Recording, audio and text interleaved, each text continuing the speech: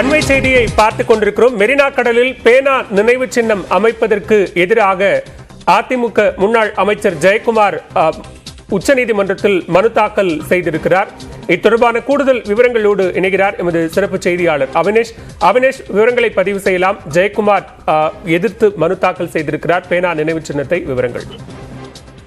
பால்வேல் முன்னாள் முதலமைச்சர் மறைந்த கலைஞர் கருணாநிதி அவர்களுக்கு அவருடைய நினைவிடத்திற்கு அருகே கடற்கரையில் பேனா நினைவு சின்னம் அமைக்கப்படும் என தமிழக அரசு தெரிவித்திருந்தது. அதற்கான ஏற்பாடுகளையும் பொதுப்பணித்துறை சார்பில் அதுக்கான பணிகளை தொடங்கி இருக்கக்கூடிய நிலையில மத்திய அரசு கடந்த ஏப்ரல் மாதம் இதற்கான அனுமதியை அளித்திருந்தது. அதாவது கடற்கரையில் அந்த பேனா நினைவு சின்னத்தை அமைப்பதற்கு மத்திய அரசுடைய அனுமதி தேவை. அதற்கு மத்திய அரசிடம் தமிழக அரசு விண்ணப்பித்த நிலையில அந்த விண்ணப்பத்தை ஏற்றுக்கொண்டு பல்வேறு கட்டுப்பாடுகளுடன் அதற்கான அனுமதியை மத்திய அரசு அளித்திருந்த நிலையில பேனா நினைவு சின்னத்திற்கு எதிராக முன்னாள் அமைச்சரும் அஇஅதிமுகவுடைய அமைப்பு செயலருமான டி ஜெயக்குமார் உச்சநீதிமன்றத்தில் ஒரு இடையீட்டு மனுவை அவர் மத்திய அரசு அளித்த அந்த ஒப்புதலுக்கு எதிராக ஒரு இடையீட்டு மனுவை தாக்கல் செய்திருக்கிறார். குறிப்பாக மீனவர்கள் மற்றும் மீன் சுற்றுச்சூழல் பாதிக்கப்படக்கூடிய ஒரு வாய்ப்பு இருப்பதாக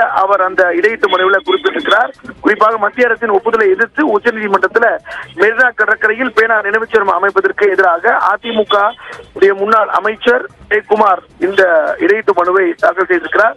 தொடர்ந்து அதிமுக இந்த சின்னத்துக்கு எதிராக பல்வேறு போராட்டங்களை முன்னெடுத்து வரக்கூடிய நிலையில அதற்காக கருத்து கேட்பு கூட்டத்திலும் தங்களுடைய எதிர்ப்பை பதிவு செய்தாங்க. நிபுணர் குழுவும் அது அமைத்தது அது அரசுக்கு ஆதரவாக செயல்பட்டிருக்காங்க அப்படின்னு குற்றச்சாட்டை வைத்திருக்காங்க. நன்றி அபினேஷ், விரிவான விவரங்களை பதிவு செய்தமைக்கு.